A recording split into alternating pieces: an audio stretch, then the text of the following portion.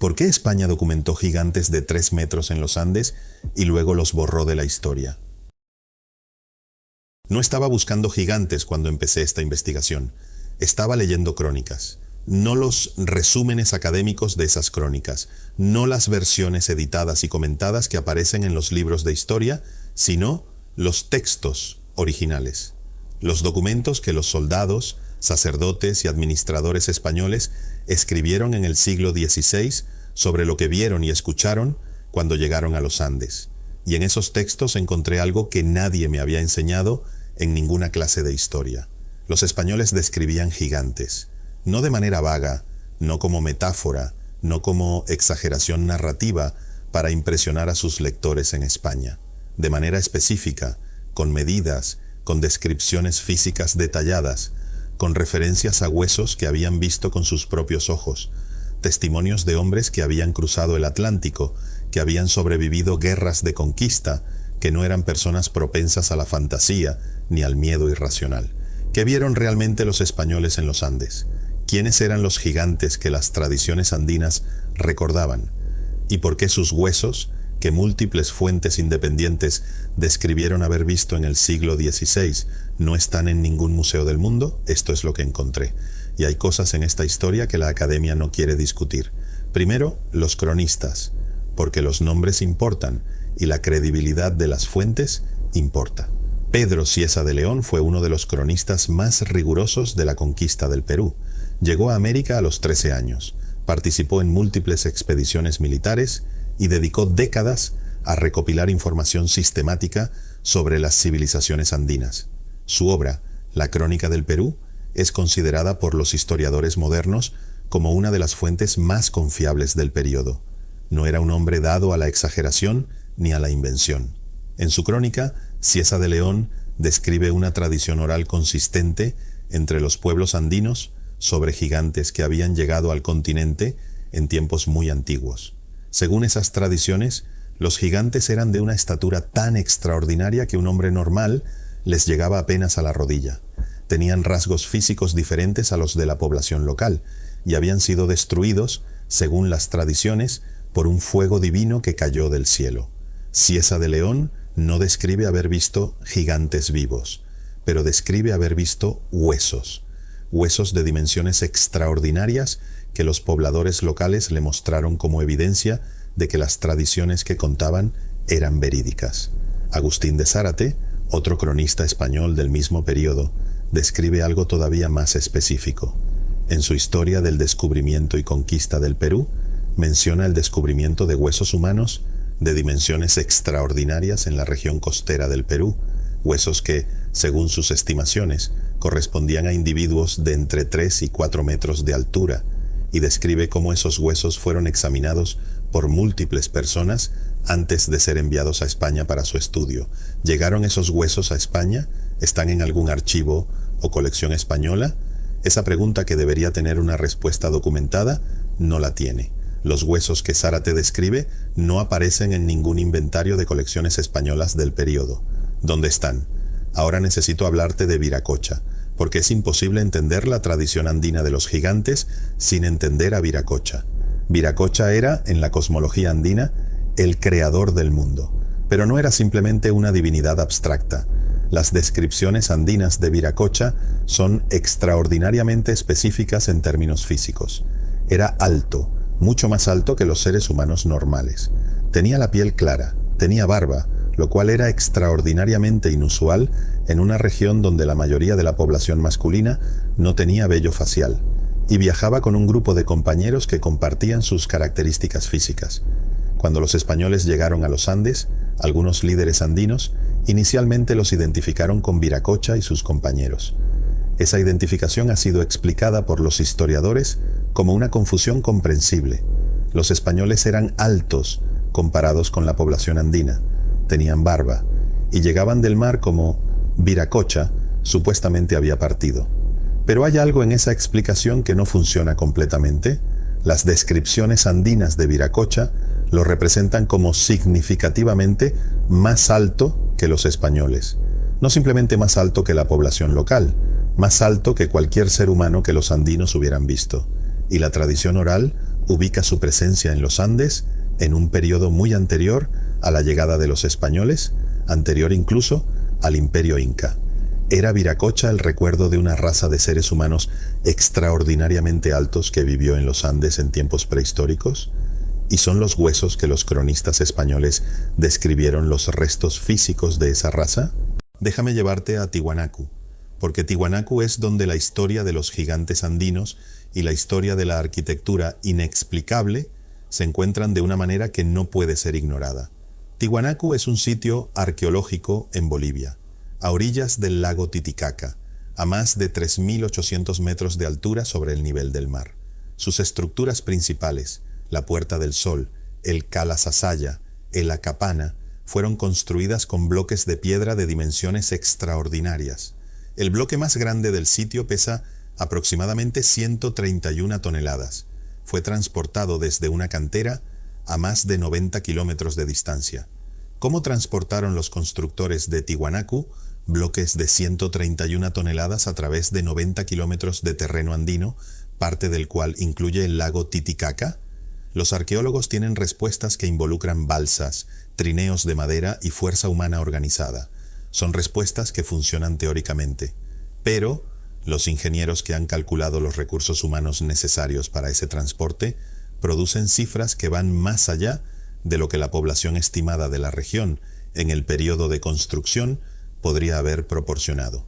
Y hay algo más en Tiwanaku que resulta perturbador cuando se combina con la tradición de los gigantes. Las proporciones de algunos elementos arquitectónicos del sitio no corresponden con seres humanos de tamaño normal.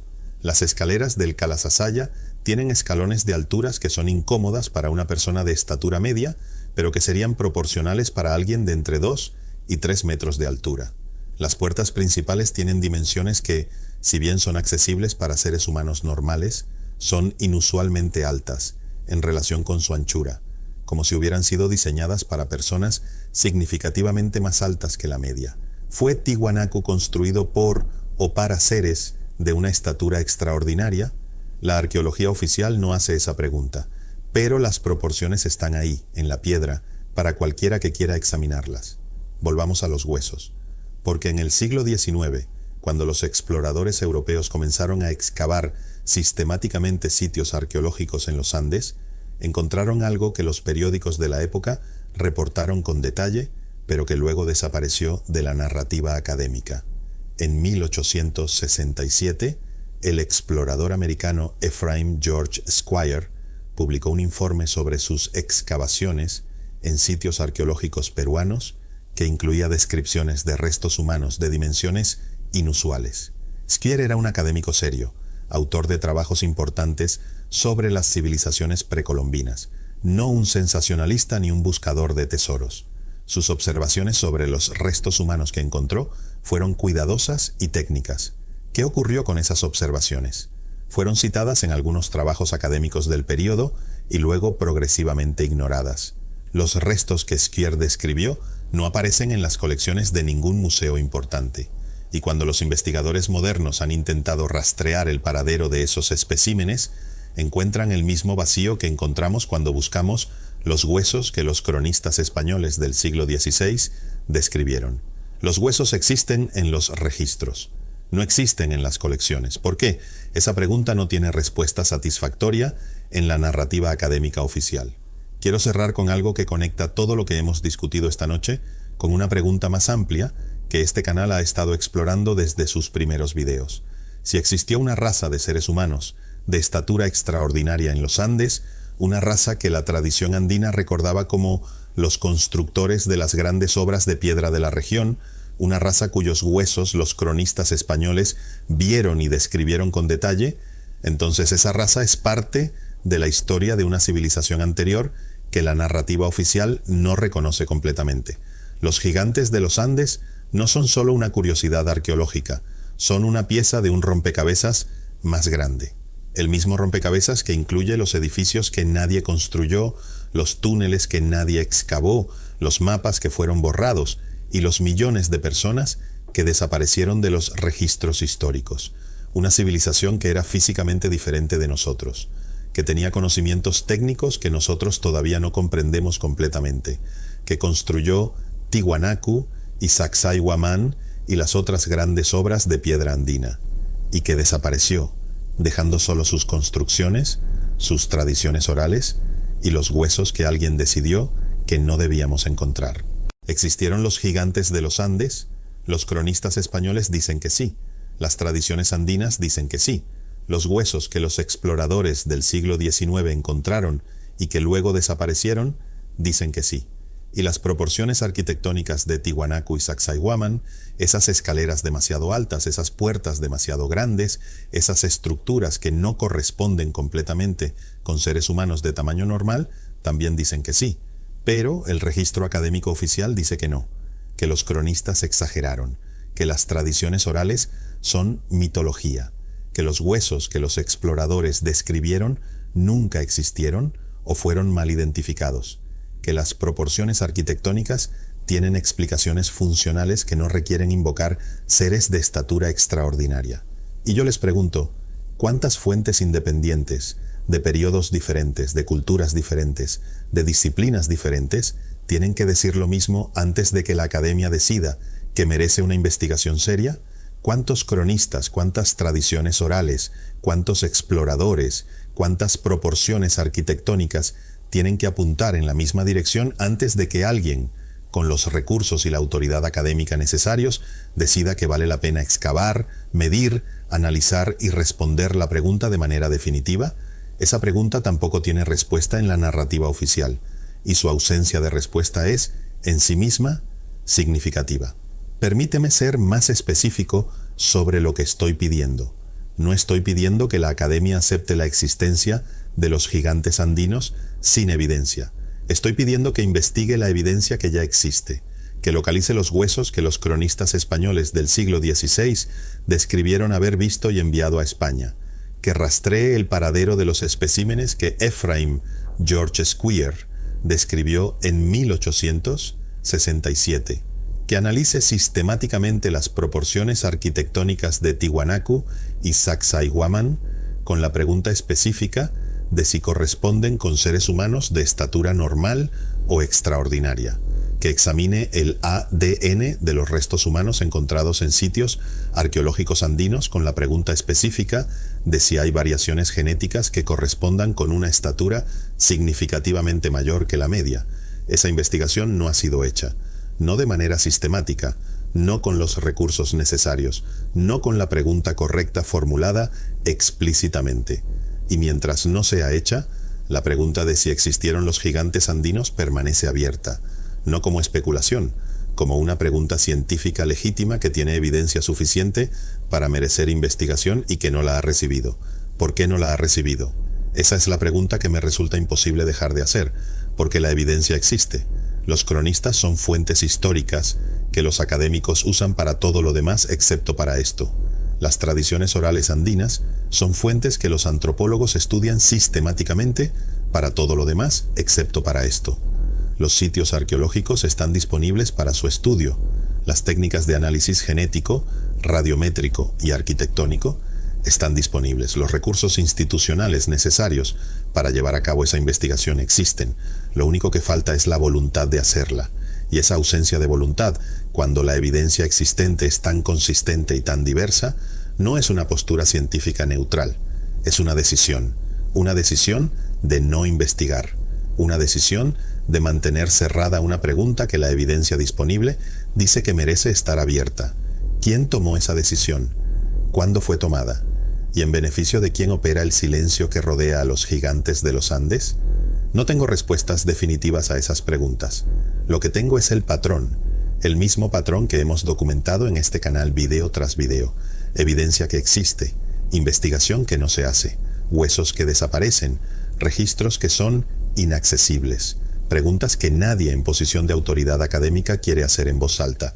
Los gigantes de los Andes no son una anomalía en ese patrón, son una confirmación más de él, una pieza más del rompecabezas que este canal lleva meses ensamblando. Una pieza que encaja perfectamente con los esqueletos que el Smithsonian no puede encontrar, con los edificios que nadie construyó, con los túneles que nadie excavó, con los mapas que fueron borrados. Una civilización de seres físicamente diferentes, técnicamente sofisticados, distribuidos globalmente, que existió antes de la historia que nos han enseñado y que fue sistemáticamente eliminada de esa historia.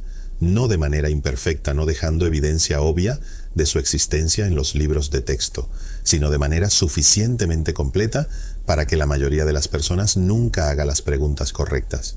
Pero no completamente, porque los cronistas escribieron, porque las tradiciones orales sobrevivieron, porque los exploradores documentaron, porque las proporciones están en la piedra, y porque hay personas que todavía hacen las preguntas que alguien decidió que no debían ser hechas. ¿Y dónde están esos huesos ahora? ¿En algún archivo? ¿En alguna colección clasificada? ¿En algún sótano de alguna institución que recibió los especímenes, los catalogó y luego decidió que no eran para el público, esperando? Como llevan esperando desde el siglo XVI, esperando las preguntas que nadie parece querer hacer en voz alta, esperando la investigación que la evidencia disponible lleva siglos pidiendo, esperando que alguien con los recursos y la voluntad necesarios decida que la verdad sobre quiénes construyeron los Andes vale más que el silencio que la rodea. Si este video te ha hecho pensar, considera suscribirte. La investigación continúa, y el próximo video va a lugares que la mayoría de los canales no se atreven a tocar. Nos vemos allí.